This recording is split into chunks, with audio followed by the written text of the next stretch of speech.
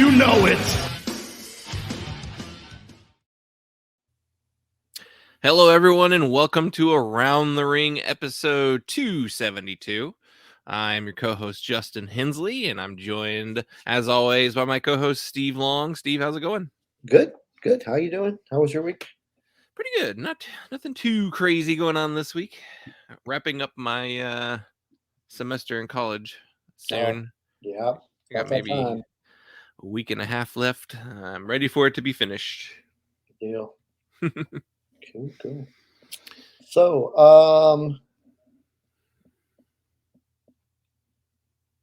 I guess tonight we are going to be talking about the AAA pay-per-view. Yeah. TripleMania Regia. Regia? Is that maybe? I don't know. And then we'll have some AEW recap to do. Yeah. It was, I feel like it was kind of a light week for news. Like, we have no news stories really to talk about this week. Not really. There's one piece of news that I have that I came across that was interesting, but it's really going to be a part of our TripleMania recap or discussion. Yeah. And then we're going to close things up tonight with we're coming up to the end of a year, so we're going to do a top 5 male wrestlers of 2021, and that's wrestlers this year that we thought had a really good year. Mm-hmm. Not necessarily our favorite wrestlers of the year, but just who we thought had a really good year. Yeah. We feel like this is going to be a little bit running kind of theme for our lists for the rest of the month. So give us a couple ideas to talk about going forward. Yeah. So as we like to point out at the beginning of our show, we are part of the Red 5 Network, podcast network. So you can check out all the great podcasts going on over there at red5network.com. And while we're on the subject of podcasts, what's been going on with Punk Lotto Pod lately? We're in the holiday season, so it makes lining up guests a little tricky, as you've experienced with us. We've done a couple solo episodes recently, and then we're coming up on the best of 2021 episodes. So those will be the last week of December and the first week of January. Cool. So we'll start planning that stuff. It's just a lot of, couple episodes to wrap up the year. Most recently, we did one on the Untouchables, their self-titled album, 1979, Northern Ireland punk band. Oh, very cool. And then I think next week we have one coming up with Jonathan from the band Timeshares, and we are talking about Social Distortion's White Light, White Heat, White Trash. Oh man, that's going to be a good one. I'm looking forward to that. I really liked that album. Yeah, and I like Timeshares, so that'll be cool to see them. That'll be up this week, so look forward to that. Didn't you also just do an episode on the Rustabouts? We did. That was 2 weeks ago. That was a selection sponsored by Patreon supporter Dave Brown, Around the Ring supporter as well. Yeah. Past host of the wrestling of Around the Ring. Yep, from years back. Yeah. Speaking of Dave Brown, he just did an episode of his podcast, One Band 5 Songs. Actually, I guess it was November 28th. It doesn't seem like it was that far ago, but he did one on Uncle Tupelo. Yeah, that's a great episode. I love Uncle Tupelo. Yeah. What do you got going on with Rogue One? Well, last week we just did our Ghostbusters episode. We did an episode where we talked about what we consider the trilogy. Ghostbusters 2 and then Afterlife. We kind of left out the 2016 film that, I mean, if you've watched Afterlife yet, you will kind of get the idea that they've decanonized that movie. Yeah. I was disappointed with that that year. What? I think it was 2016, but yeah, that was not a great episode. However, if you have not seen Afterlife yet, you really should go see that. It's an incredible movie. I really want to see that one. I'm looking forward to seeing that one. I haven't looked over my entire list for the year yet, and I still have 2 movies left in December to see that haven't been released yet.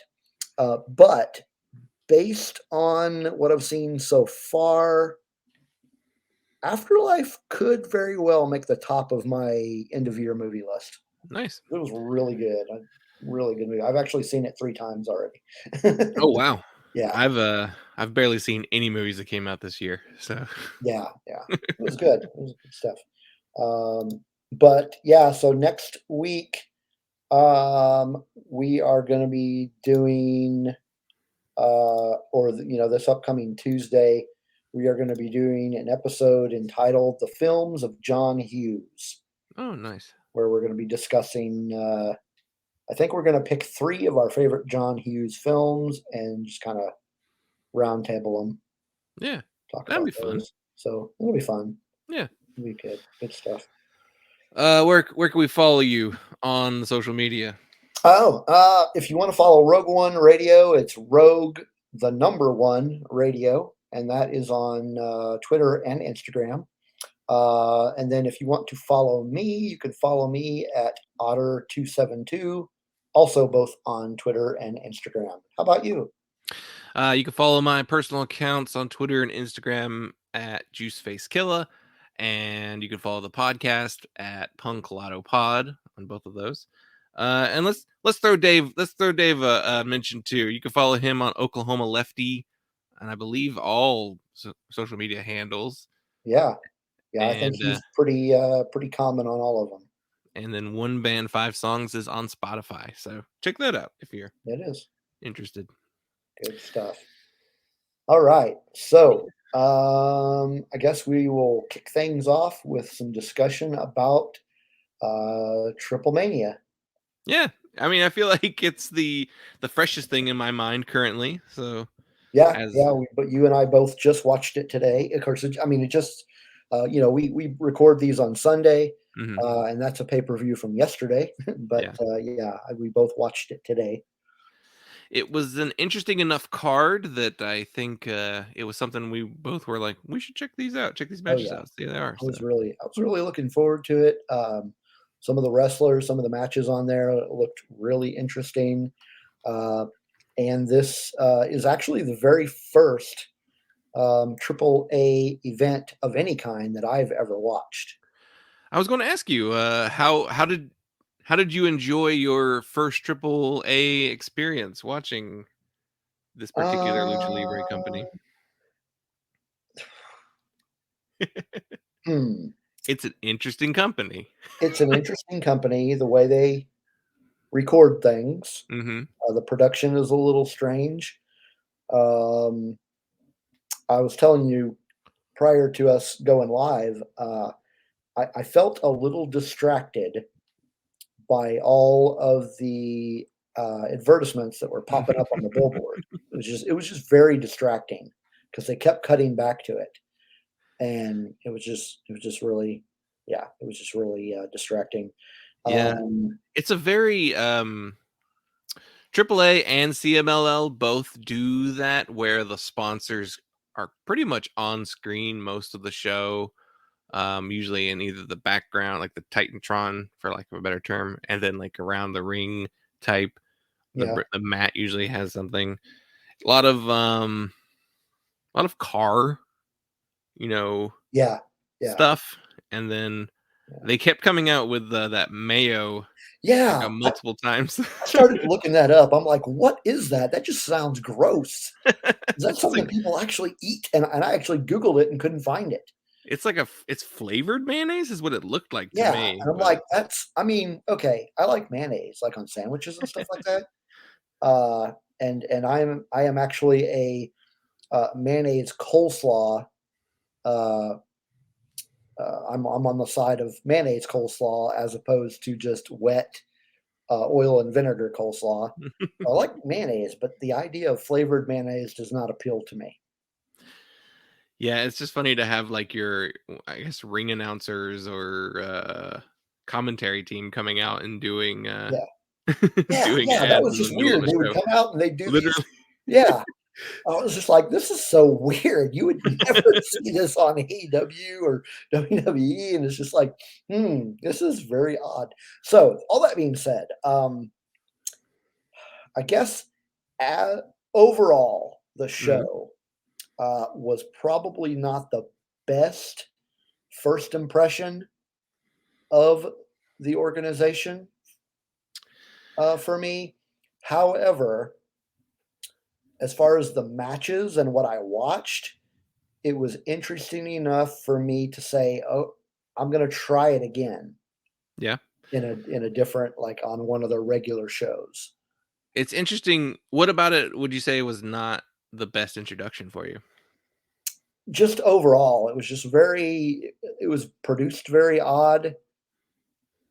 And there were really only were as much as the matches when the card was released interest me. There was only a small handful of matches that I thought were really good.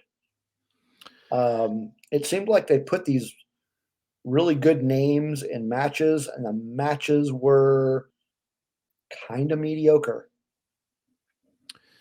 Well, what if I told you this was probably one of the better TripleMania shows? Probably shouldn't have told me that. That's disappointing. I've seen a lot of TripleMania. They have a weekly TV show which we used to be able to get on YouTube in the United States, but now is no longer available. You'll have to go check out the Cubs Fan on Twitch to see those streams. The TripleManias are kind of their big show. It's basically their WrestleMania, and they're entertaining. And sometimes there are these really great matches. But I'd say for a majority of this card, this was probably one of the better, like, top to bottom shows. I mean, there were a couple of matches that I immensely enjoyed. But as a whole, the matches were kind of mediocre. Yeah, I'd say there was probably like one truly really great match, I think, on the show. And then like two good, not great matches. Well, there was a match that I was really looking forward to that was kind of disappointing. Well, so with that in mind, why don't we talk about some of these matches? Yeah, what was the first match you watched? Well, I pretty much watched the whole show. Okay. I did do some fast forwarding through some of them, but the first one I watched was the women's tag team lumberjack match, which was very it was entertaining. I wouldn't say as a wrestling match it was all that great, but it was entertaining.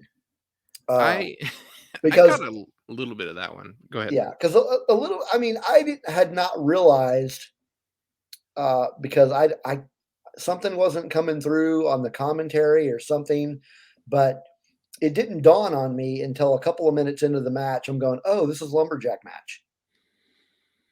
Like, was it? I didn't watch that match, so I don't know. Yeah, it was a lumberjack match because people, they'd fall out of the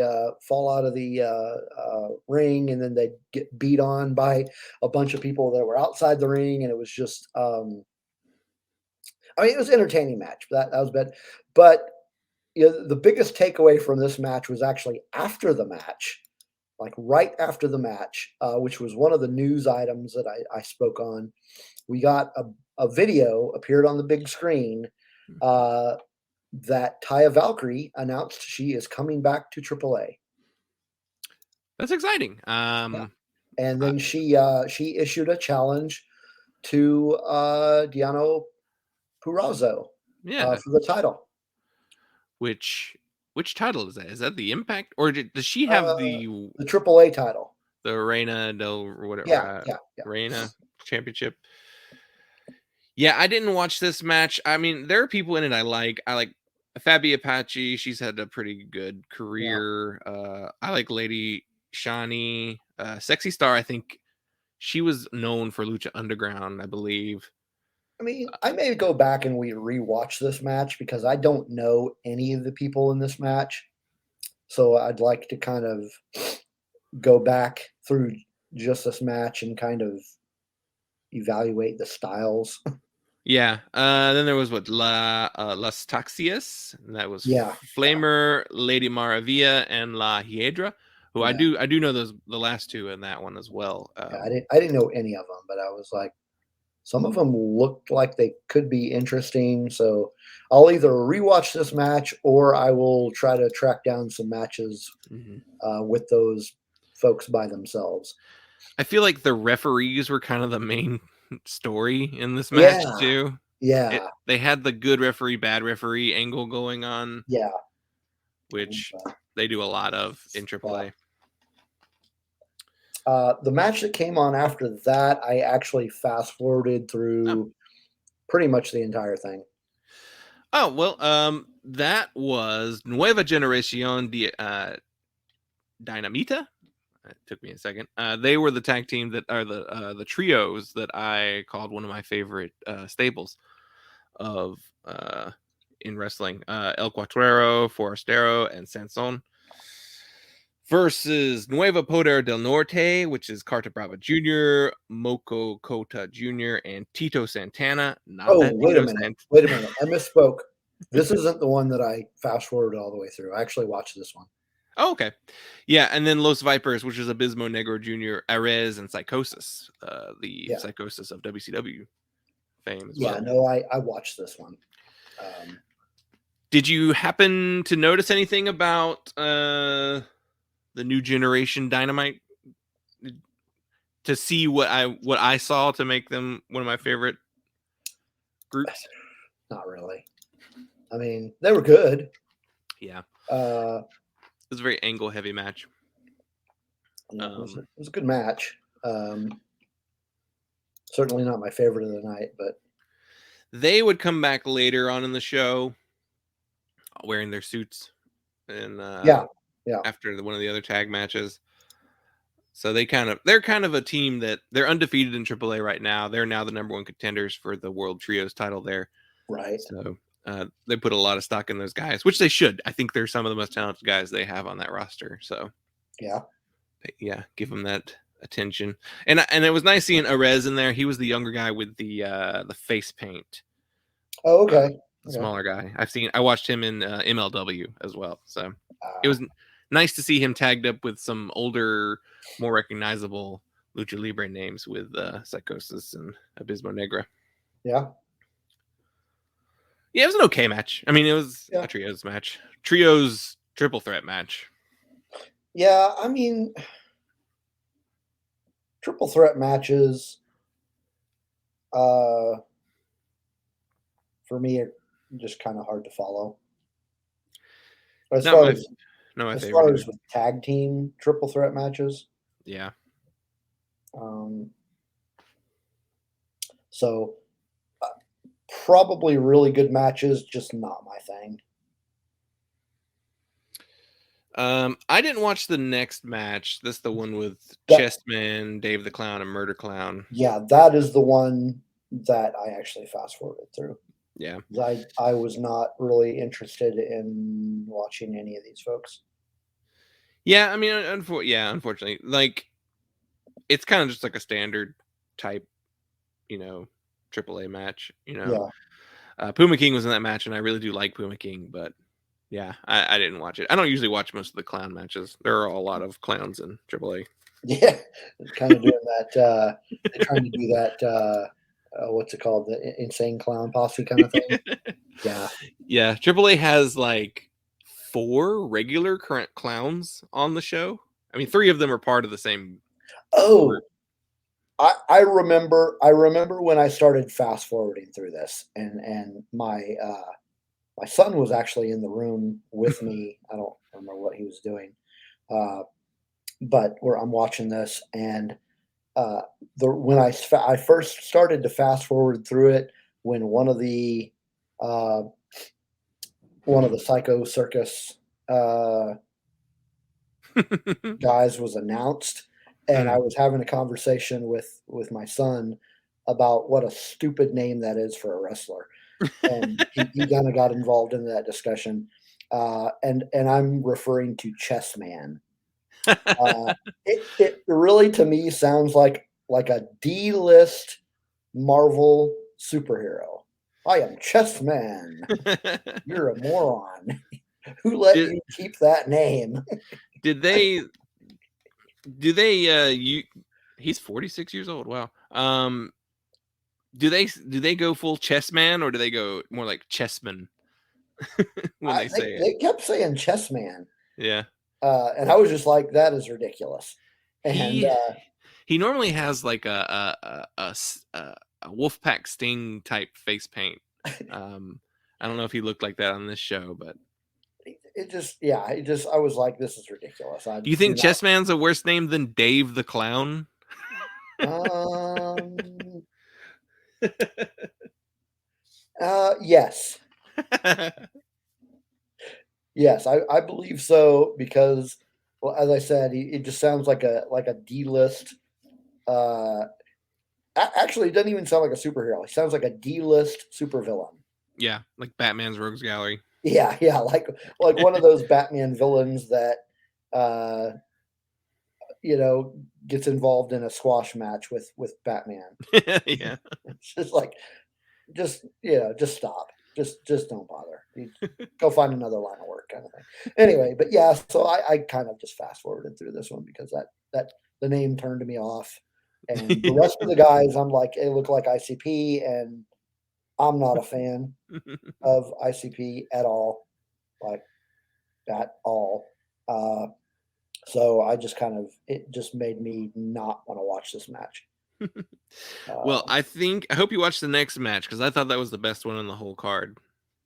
um, This While I would disagree that it oh was the best match of the whole card, it is one of the matches that I mentioned that was really good. Uh, uh, I,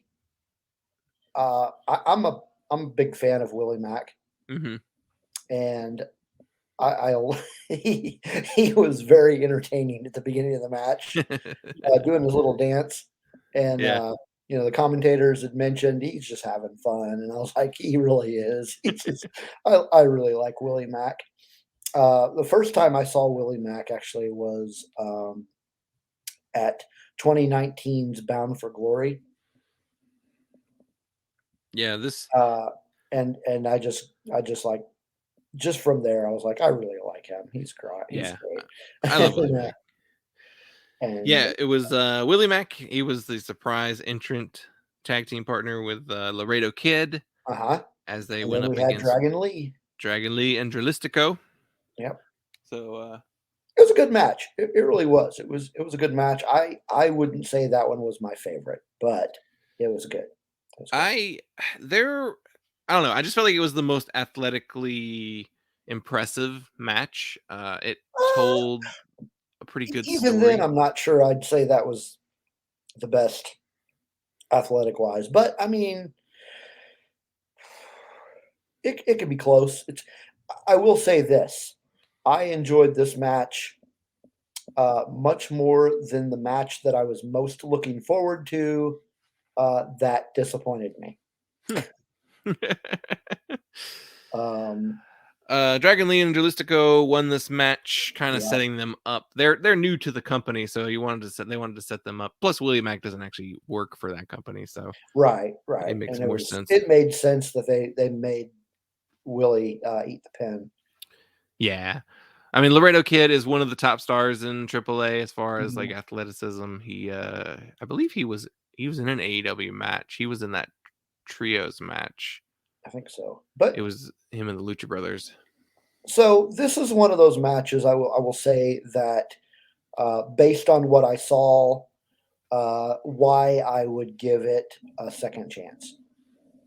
One of the matches where I'd say, okay, overall, this was kind of a weird pay-per-view, but because of this, I'd probably give it another chance. I'd say with AAA shows, there's always one great match. And well, this one had more than one great match, but yeah. Yeah, and those matches that I'll mention, as we get to talking about it more, that I really liked are really the reasons why I would give it another chance. But yeah, this is one of those. It was a good match. Well, not my favorite, but if I had to rank the matches, this would be number 2. Yeah, for sure. Yeah.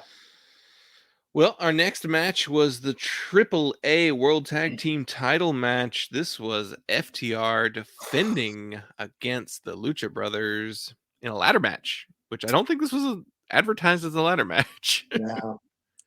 Wah wah wah. I was disappointed in this match. It was not what I was expecting it to be. I didn't expect this to be the best match they could have had. No. To me, it felt rushed. Yeah, they did this weird thing. So Lucha Brothers came out before the previous match. Yes. And spoke to the crowd, cut a promo. Pentagon, he has a great, I don't speak Spanish, but he just has a great delivery. You can just tell. Yeah. Yeah. The charisma's there. Yeah, and then FTR came out and trashed AAA and trashed Mexico and with Vicky Guerrero of all people. With Vicky Guerrero, and I was just like, man, that she must be biting her tongue having to say all that stuff. Yeah. The FDR was decked out in all American flag stuff. Yeah. Total playing. I mean, yeah, they were better heels on this event than they have been in their entire AEW career. They were just like that. That pure despicable, Yes, they took it up to another level. And it was like, man, I hope they lose. Yeah. But the match itself just felt rushed, and it just wasn't. It didn't feel like a typical Lucha Brothers match. Yeah, I'm wondering too if they were just what's weird. So we'll talk about this a little bit on Dynamite, I guess, but they mentioned on Dynamite that Rey Fenix was injured. That's why he wasn't going to be in the match. I thought it was something to do with travel. I'm pretty sure they said injury. The commentary team did. Okay. It could have been travel was the real reason why he couldn't be there. But yeah, that was a weird little he's injured, but here he is, fighting for the tag titles on another company's pay-per-view. But well, I mean, it doesn't feel to me like either tag team was kind of phoning it in, but they were kind of at a 5. They also did things that they've already done in matches with each other. They tied Penta's mask to the rope again, and he took it off to get them down from the ladder. And then I guess Vicky was the new twist, but I guess Vicky was just kind of taking Tully's spot. Yeah, I mean, she was pretty much the reason that FTR won. Yeah. And I felt that was kind of, I mean, it was a heel thing to do, obviously. It was part of the story. But I mean, it's going to obviously continue the story in AAA because it wasn't a clean win.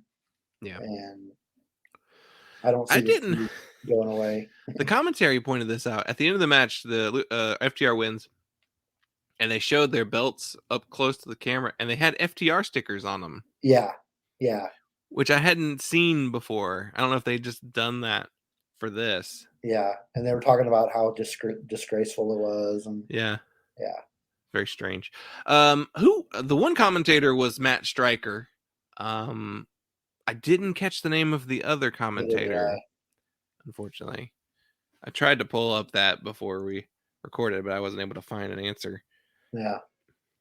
So yeah, in the end, FTR retains the title, and there you go.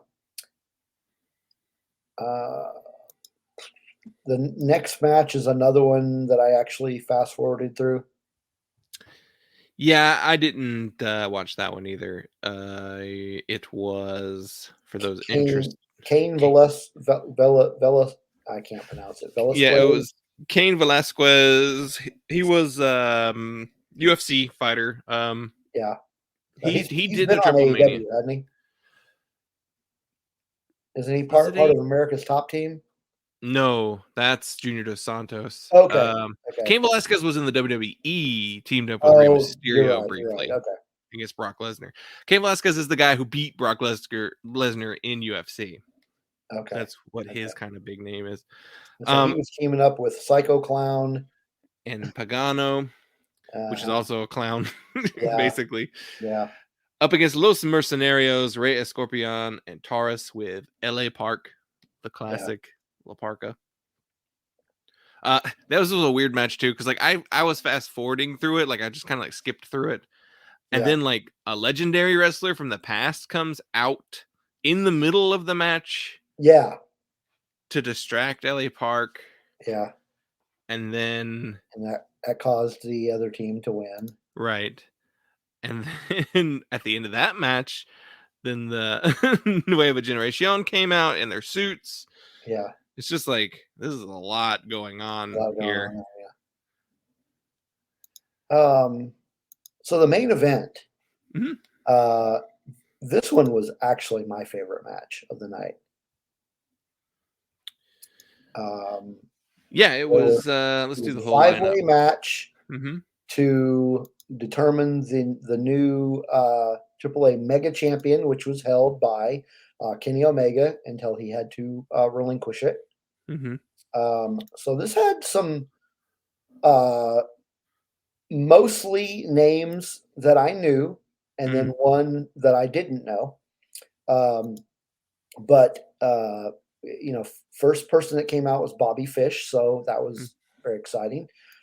Followed by Jay Lethal, which up to the excitement level. I was really looking forward to seeing him again.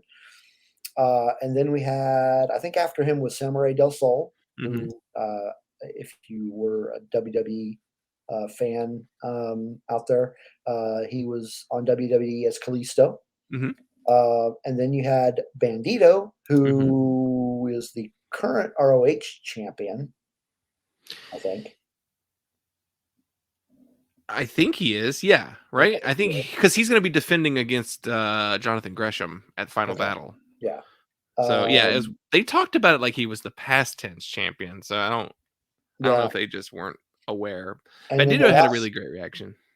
Yeah, and then the last entry was El Hijo del Vikingo, real young guy.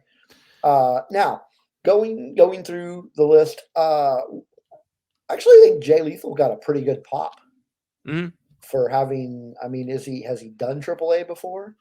No, this was his first time doing AAA. They said he had done CMLL in like 2008. So that was a long time ago. He got a pretty good pop, and that was good. But as far as being over with the crowd, man, when Bandito came out, that was nuts. It was like, dang, that's. He's wrestled for AAA before, but the commentary was talking about how he basically made his name in the United States, which he really did. Yeah. I'd say through like PWG and Ring of Honor were where he really made a name. And he did like a tour in New Japan as well. But yeah, I mean, this was my favorite match. I mean, I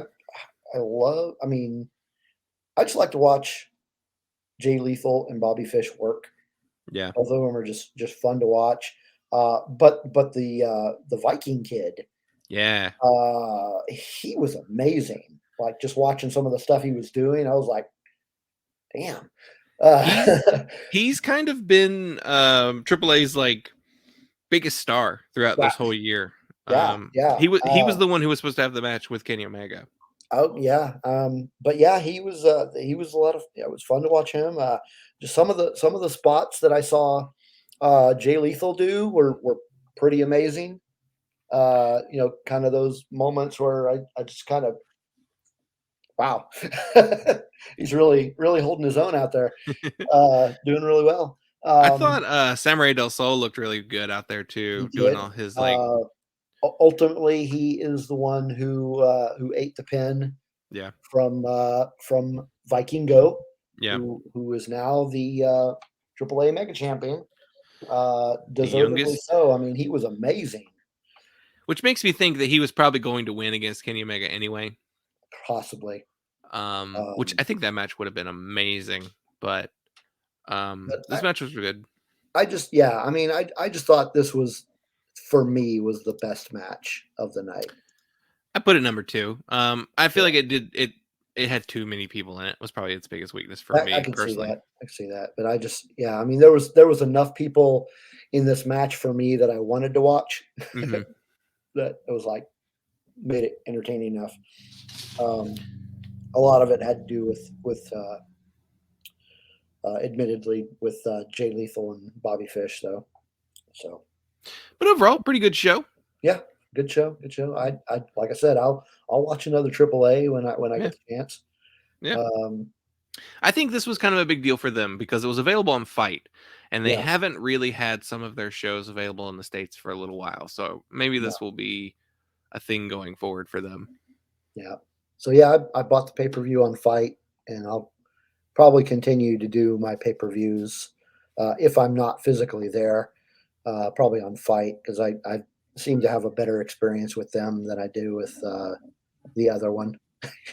Yeah. Who Um, shall not be named. I shall. I don't want to give anybody bad business, but people who listen to this probably know who I'm talking about anyway. But Yeah. I just won't It's mention them. it's easy to find. But AEW this week, like you had said, it was probably middle of the road type stuff. I think they're just really pumping things up for winter is coming. Yeah. Which, if I'm remembering correctly, there's only been one match announced for it. I think. Is that the Bryan Danielson versus Hangman Adam Adam, Page yeah, match? the championship match. I don't think any other matches have been announced. I don't think so yet. Um, but uh, based on past Winter is Coming, it's probably going to be a pretty good show, and I will be there, so I'm looking forward to Yeah, that. that's awesome. So I think they're just kind of gearing up for this tour type thing, anyway. Yeah, they've got a series of, I guess you call them super cards coming up. There's this one. There's the TBS premiere is probably going to have a big show as well. Yeah. And then there's the Battle of the Belts in January too. So that's right. And then next week they actually have a big diamond ring match in Long Island. Let's see. I want to looking at the card from this week's episode. Yeah, Dynamite started off with the Bryan Danielson match against Alan Angels. These I hate to say it, but these Bryan Danielson matches are getting kind of predictable. He's just beating the crap out of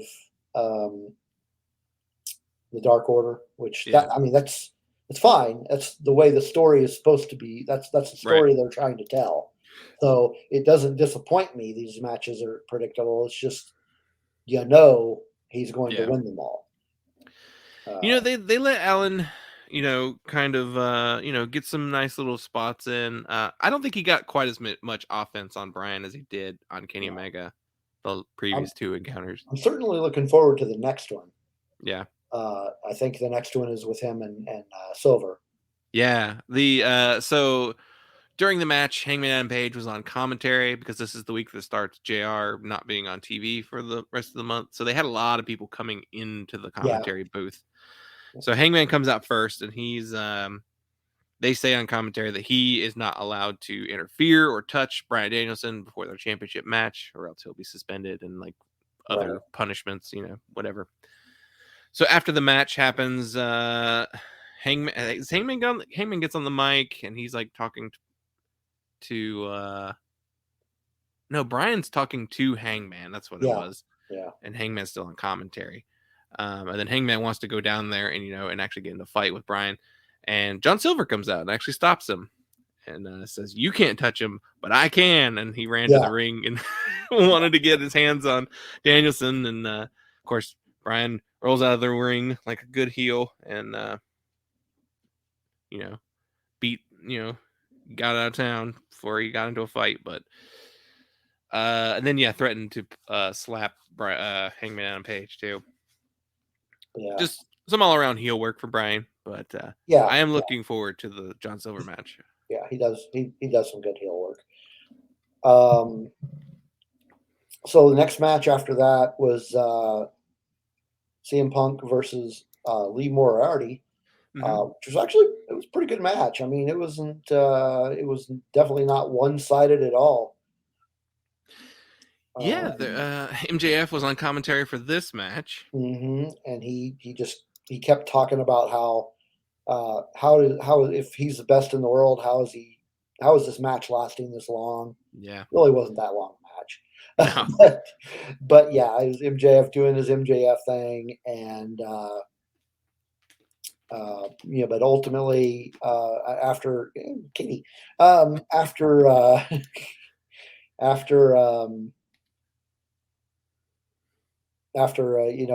good battle between both of them, and having to listen to MJF the entire time.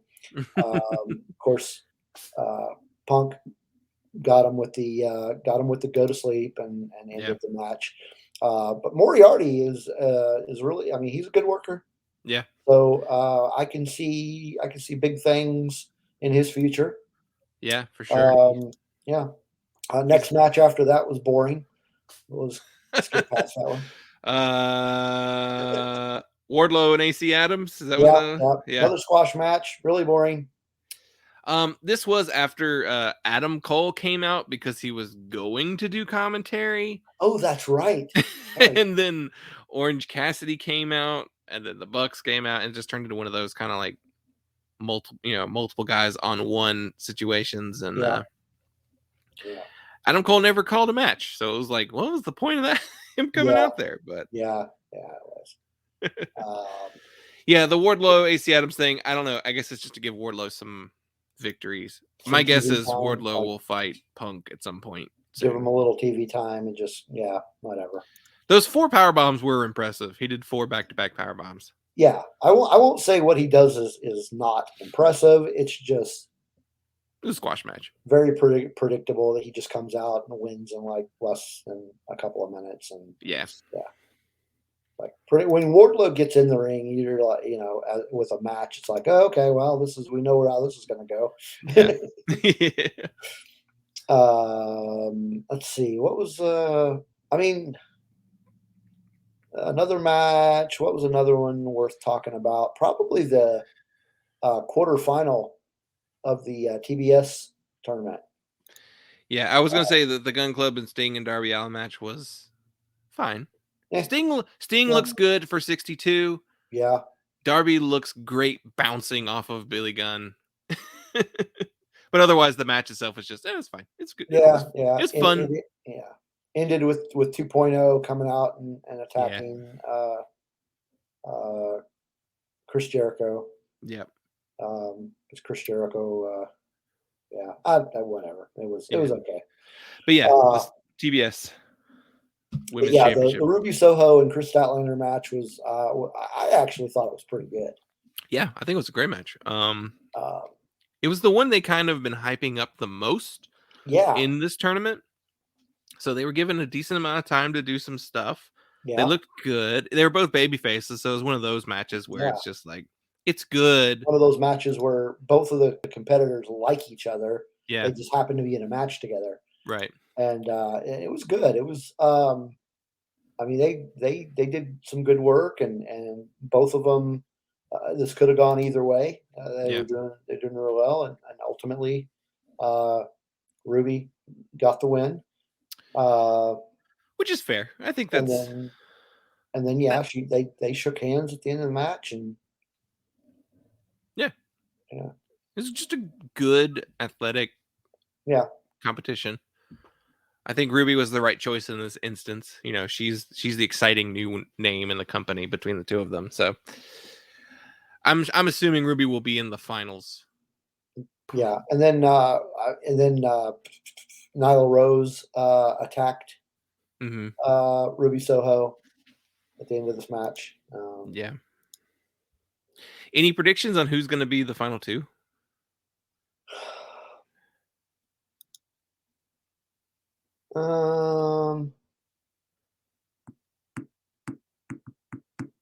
I'm going to go with Ruby Soho. Yeah. Anyone else? I think the final is going to be Ruby Soho and Thunder Rosa. That's the most exciting match, right? Like out of all of them. Yeah. Because I think we've got a match coming up between Thunder Rosa and Jade Cargill. Which I'm going to be completely honest here. If Jade Cargill wins that match, I'm going to be severely disappointed. And I'll talk a little bit more, I guess, about Jade Cargill. I think she had a match on Rampage. But yeah, I don't know. I mean, thing about Jade Cargill is, and I've said it before, she's still kind of green. Yeah, you can see it in her matches. She's got good charisma in her way. You know, she's got the character that she plays is good. But watching her, for me, watching her wrestle is not entertaining. It's just kind of. She's really only had squash matches, right? Yeah, pretty much. So when she gets in a real match with, you know, a good wrestler like Thunder Rosa, she is. I mean, Thunder Rosa is going to have to carry that match. Fortunately, Thunder Rosa is the type of wrestler who can carry the match. Yes. You know, so if anybody in that tournament can make her look good, it's going to see. I thought it was going to be Red Velvet, and she didn't make her look all that good. Yeah, Red she's Velvet fairly new good. too. Red Velvet looked good in that match. Yeah, did not make Jade Cargill look good. But Thunder Rosa hopefully will make her look good. I think she will. I think it'll be good. But anyway, moving on. The last match, or wait a minute, was that the? Yeah, there's actually one match left. Main event was really good. Yeah, favorite match of the night. Atlanta street fight between Cody Rhodes and Andrade El Idolo. That was a good match. Didn't it feel kind of strange how hard they went in this match, like, and dangerous and scary they went in this match? It was a pretty brutal looking match, especially there at the end. Oh yeah. It's like, I mean, yeah, there was a lot of spots in that match. You're just like, damn, that's they're not going to look good after this match. No. It felt like it felt like this should have been a match with Cody and Malachi, but I guess they'd already had those matches so many times. But yeah, well, those matches have happened already. I guess just this. I for one am fine with this feud. Yeah, I just think it was just an escalated match for a feud that has kind of only started between these two specifically, but yeah, they haven't had too many one-on-ones, and they went straight to a street fight. Yeah, it was pretty amazing match. It was really good. It's really good match. They're playing off that like the crowd boos Cody thing. Yeah. I still don't know where they're going with that. I hope they're smart enough to realize that the audience, wants him to be a heel and that they'll go that way. But he also could be that kind of heel that is just like, I'm a heel that will never be, like, I'm a good guy who'll never turn heel, and that's what makes him a heel kind of thing. That's a hard character to pull off, though. So I don't know if that's the right way to do it. Yeah. But yeah, I mean, it was a really great match. Probably, definitely match of the night. Yeah. And that that flaming table thing was just like, holy crap. So, okay, that's. Did we need a flaming table in this match? I don't know. Is that? Yeah, that's one of the things. Is like, was it? That seemed like something like maybe you should have done on a pay-per-view. That's what I mean by saying like it escalated too quickly. Yeah. Yeah. It was funny. Did you happen to notice? Like, so Cody obviously had some sort of like flame retardant like gel or something on his back throughout the whole match. Did you notice it in the match where it looks like his skin is peeling, like he just had a really bad sunburn? I saw that and I was like, what? What is wrong with it? What's on his back? Yeah. Yeah. And then like they go, so Brandy Rhodes like puts the lighter fluid on the table, lights it. She put a lot of lighter fluid on that table too. She did. And so they do this like reverse suplex, which is a weird move to do onto a flaming table. Yeah. Just because it's like, I guess the idea was Cody was going to take a majority of that bump because he had the stuff on his back. Yeah. But still, it's just like that.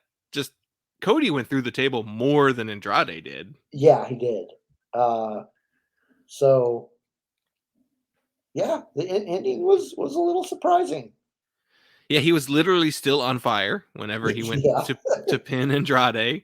And then like you saw like a part of the fire fall off of Cody onto Andrade's chest. And so like he's like batting it to put it out. Yeah. It's just like, I feel like that match could have gone very wrong.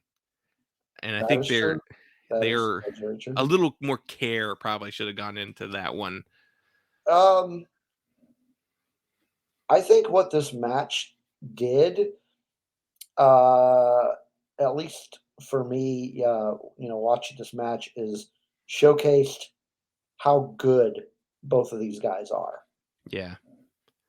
Yeah, I think Cody is underrated in his actual wrestling skill. Oh, yeah. Oh, absolutely. Because people want to boo him because of his character work, but like he is a good wrestler and can tell a good match, so. Yeah. And Andrade, of course, oh yeah, as I said, has been impressing me more and more all year. Yeah. And yeah, he's great. Did you see Arn fall off the stage early on in the match? I couldn't tell if that was planned or it didn't look like it to me. It looked like he literally misstepped and like fell off, and then Jose had to like try and like catch him. Yeah. And then had to turn around and immediately punch him. Yeah. He is getting up there in years, so yeah. But this is the second time he's fallen on TV in like 2 months. Yeah, maybe we need to have stay on the ground, Arn. Yeah. But yeah, good match. I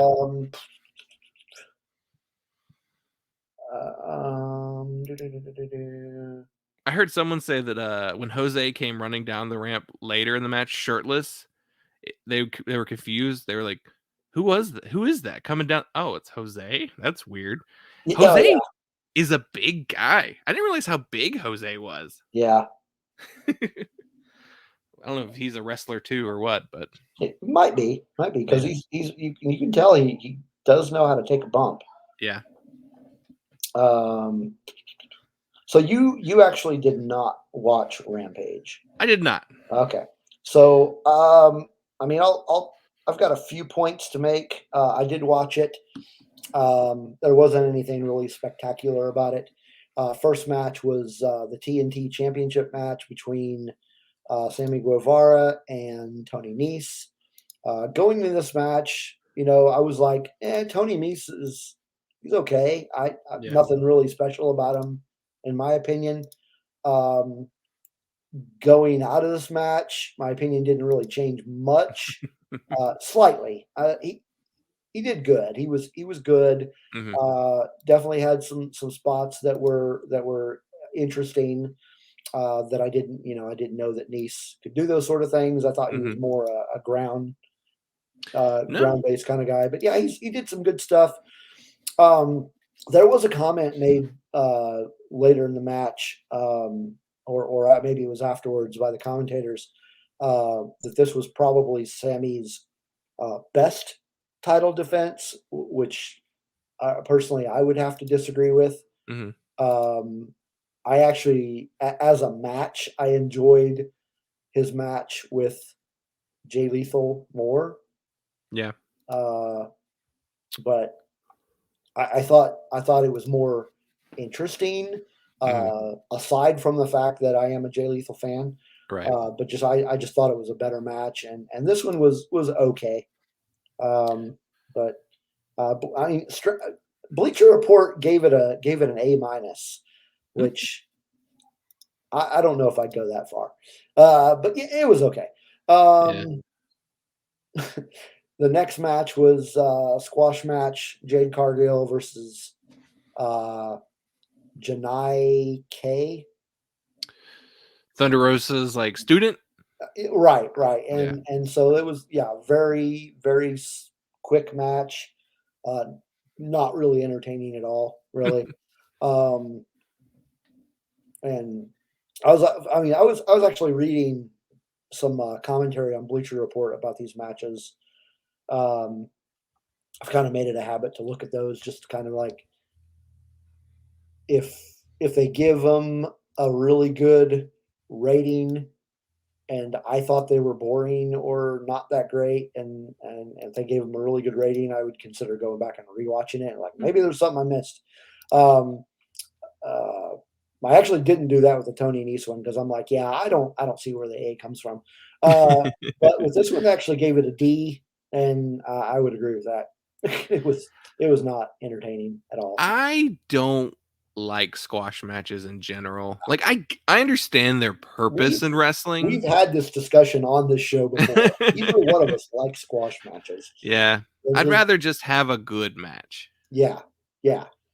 It's like we were saying earlier with Wardlow. I have no desire to watch those matches because they're Yeah. always squash matches.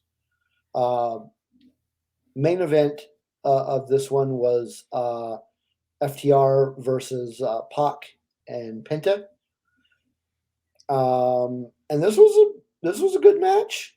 Yeah. Um, Better than their TripleMania match. oh yeah, absolutely, yeah, absolutely.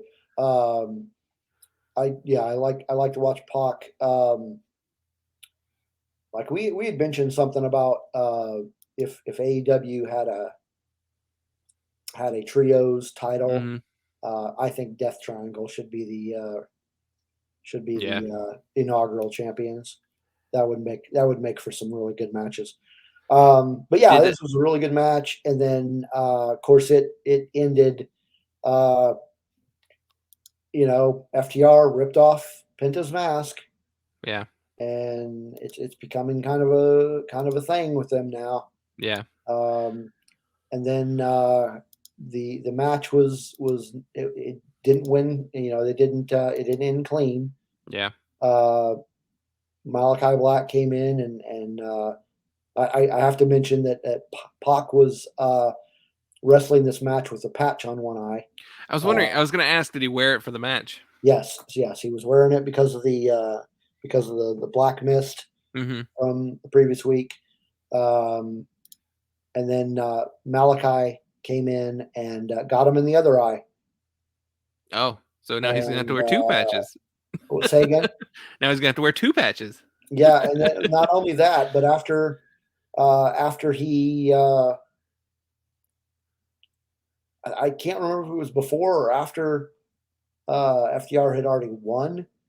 Um, Black started digging at Pac's eye and drew blood. So I well, wonder if we're going. I wonder if Pac's gonna now have a big bruise on his eye that grows every week, like Malachi Black's did.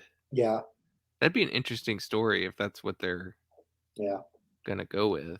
I mean, the House of Black needs more, people in it. So you think we might see a team up between Pac and Malachi? I don't know. I mean, it just depends on what they're gonna do with this eye story. But if okay, this actually ties into his WWE departure. So right before he left the WWE, the storyline was Malachi Black or Aleister Black had injured his eye, and it was getting worse from week to week. And which on AEW, it is now like covering like half of his face.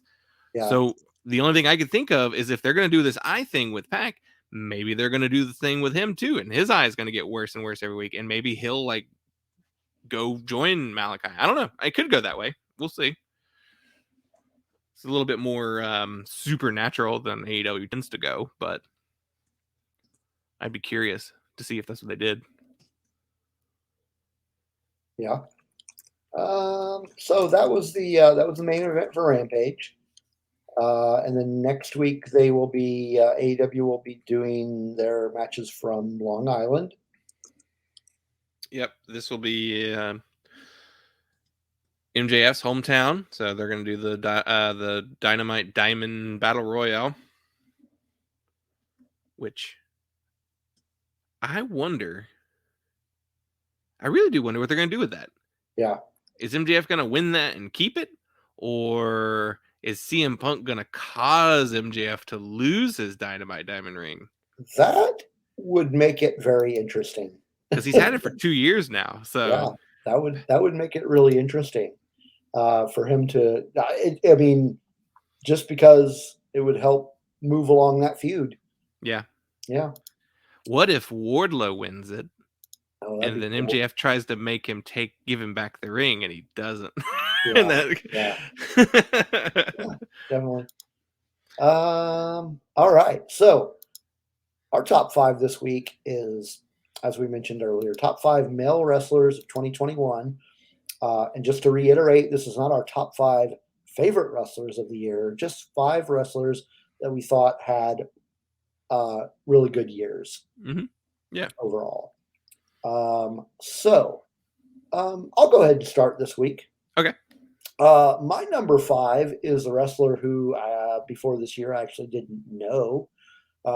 In fact, before the G1 Climax, I did not know who he was. But based on his performance in the G1 Climax, I thought he did really well, and thought it was he put on some good matches. And I'm referring to Tama Tonga. Oh yeah. Thought he had some really good matches in the G1 Climax, and I'm looking forward to seeing what he continues to do in New Japan, and maybe if he'll come through that door and maybe do some AEW stuff. That'd be kind of cool. I would love to see that, because his brother Hikuleo has been doing some stuff in Impact. Yes. So I feel like there's. Well, even if he showed up in Impact, that'd be cool too. Worth tuning in Impact. Yeah. Yeah. Well, I'm going with a New Japan wrestler as well, and I'm going with Minoru Suzuki. So yeah, I could see that. He did have a really good year. He did a really good tour of the U.S. Yeah, it's what I'm calling Minoru Suzuki got his groove back. Yeah, tour. Yeah, I think he'd been frustrated with the way New Japan had been booking him in the last couple of years. Like there was a really big story about him. He was not in the G1 one year, and he was furious about that. Mm-hmm. I think he saw that the company viewed him as someone on his way down the card, and then he was back in the G1 the following year.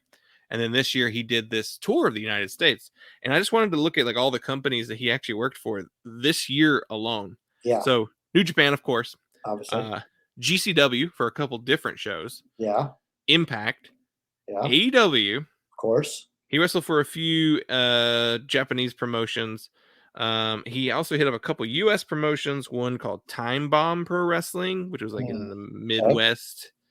He did another one for West Coast Pro Wrestling, which was in San Francisco. PWX, which is my local promotion in Charlotte. Very cool. Glory Pro, which was in Missouri.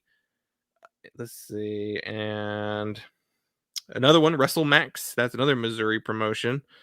He did, and then a couple of the Japanese like independent shows too.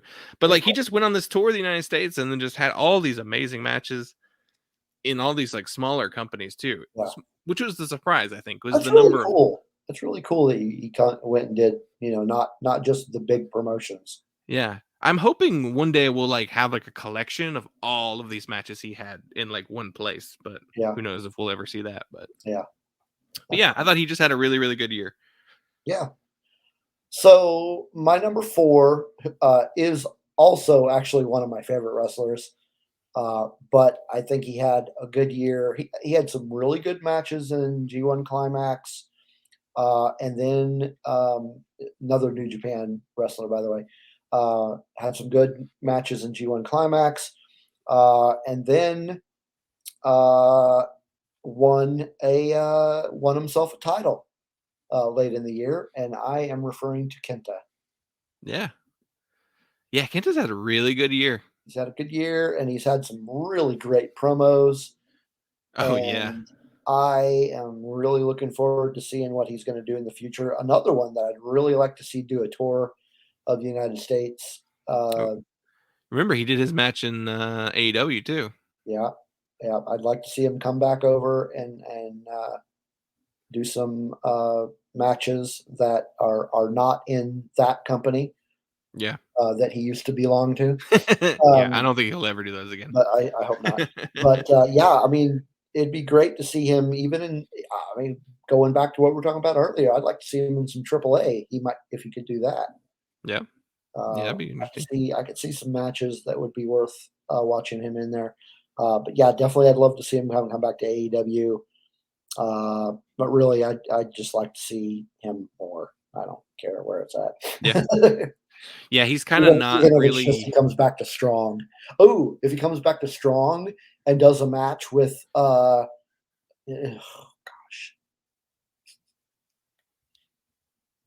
can't remember. I can't. Oh gosh, what's his name? I forget it every time we do a show, and I want to mention him. Basically, the trainer of Strong. Oh, Shibata. Yeah. Why can I not remember his name? I have to tape it on my wall or something. But yeah, I'd love to see a match with him in Strong. I hope that happens. I hope we get that match because that's the story that's been built up for years at this point. Yeah. So. Okay, so who's your number 4? I'm gonna go with Eddie Kingston. So. Oh man.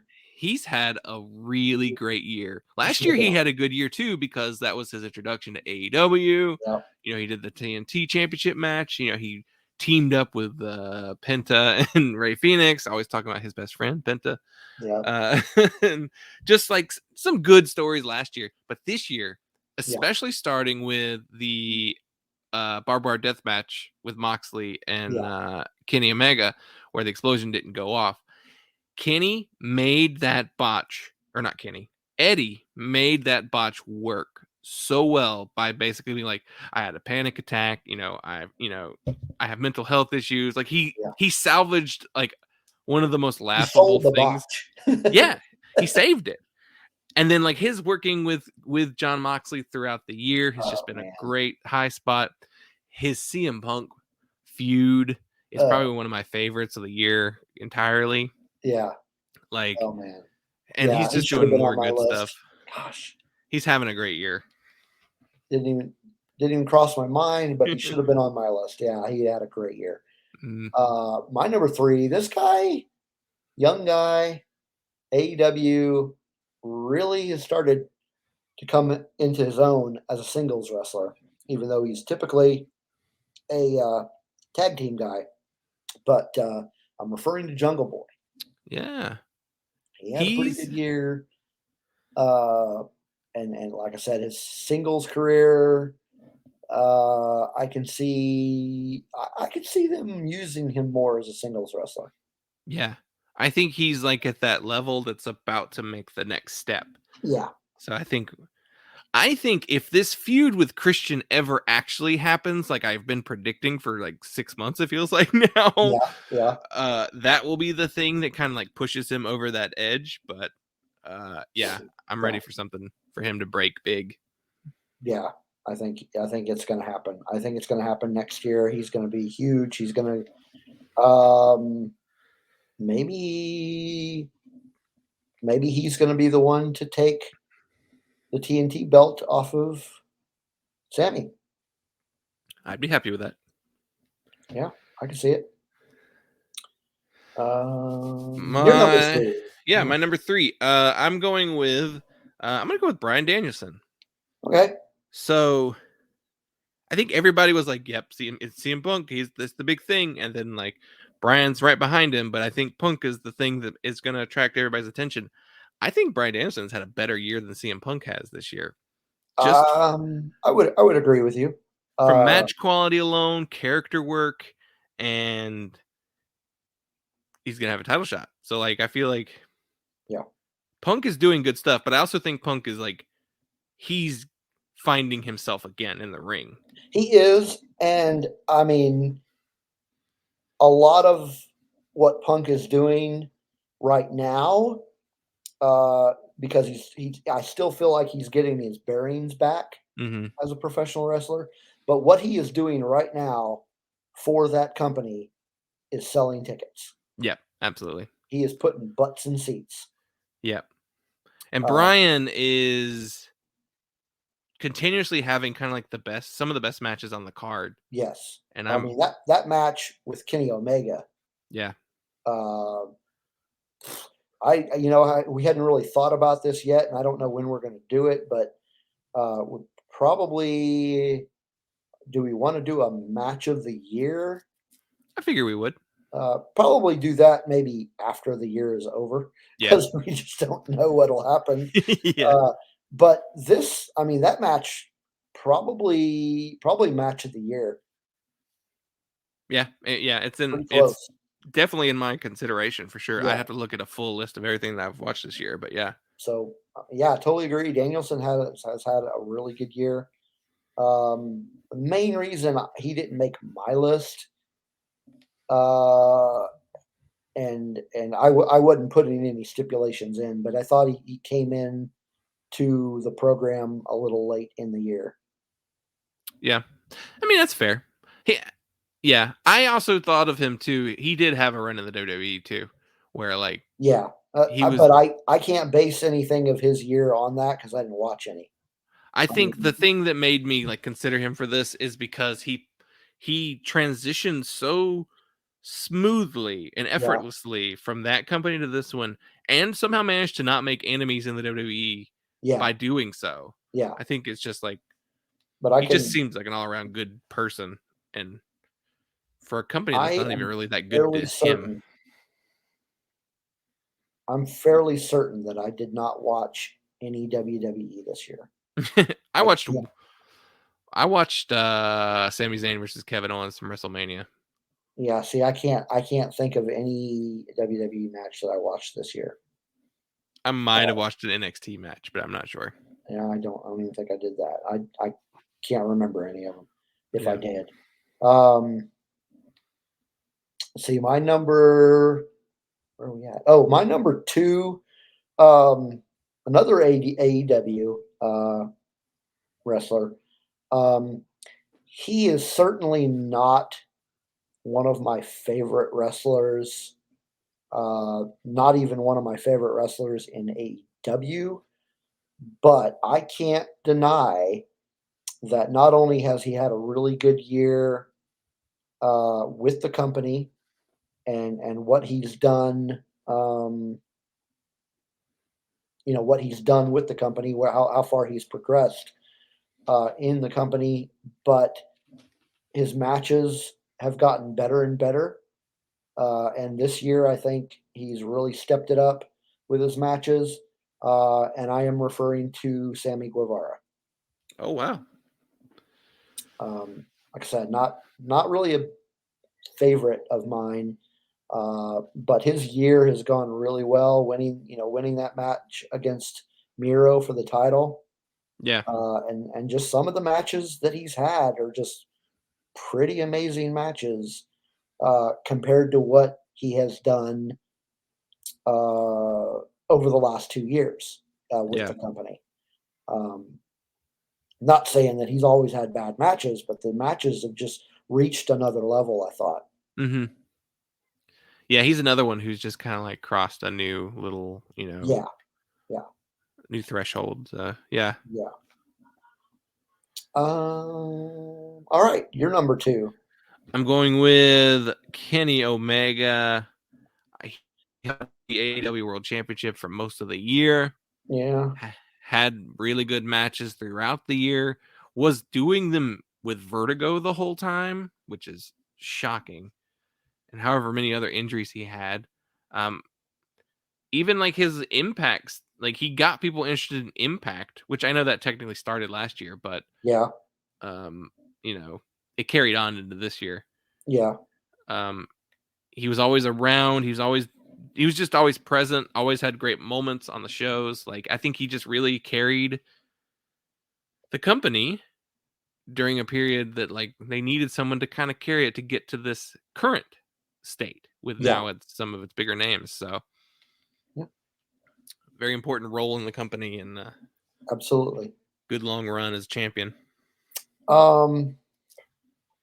So he did not make my top 5. Yeah.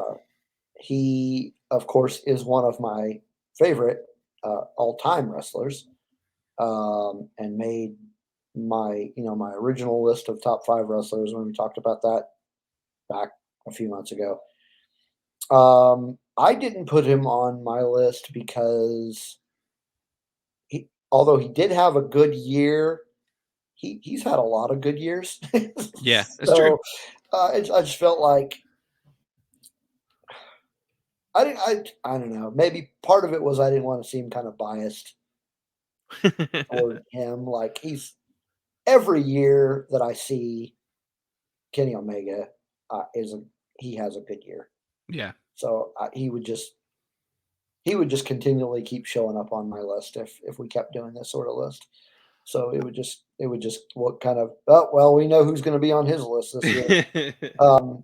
But so yeah, he didn't make me a list. Now I would agree he did have a great year, did some really good things for not just AEW but for other promotions as well, and would have loved to have seen the match between Kenny and Vikingo. Yeah. Would have loved to have seen that match. Yeah. Hopefully we get that match in the future. I think he's promised to do it. So Yeah, I really hope to see that match sometime because that's going to be amazing. But that being said, my number 1,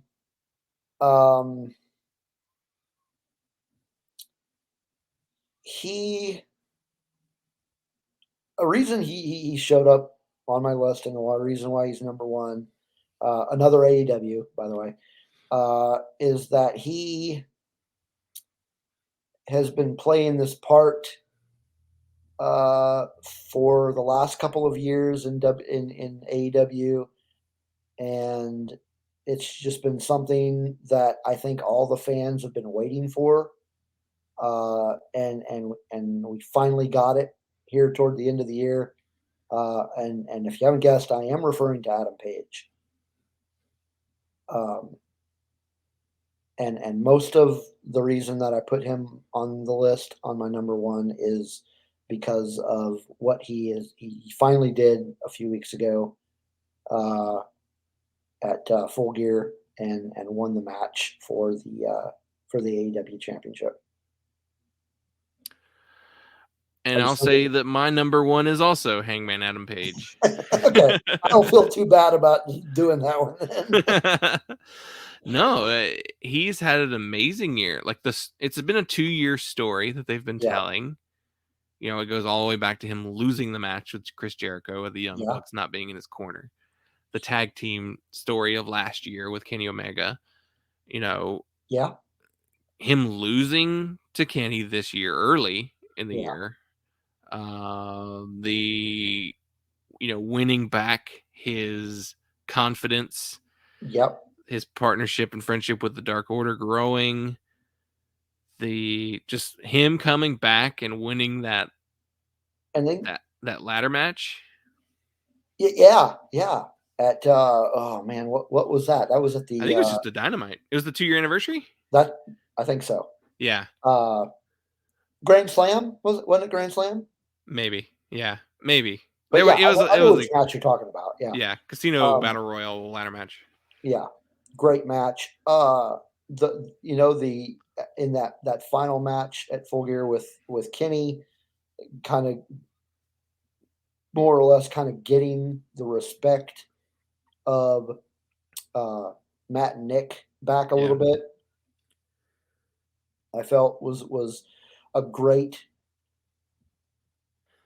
topping to that story, or a great little addition to that story.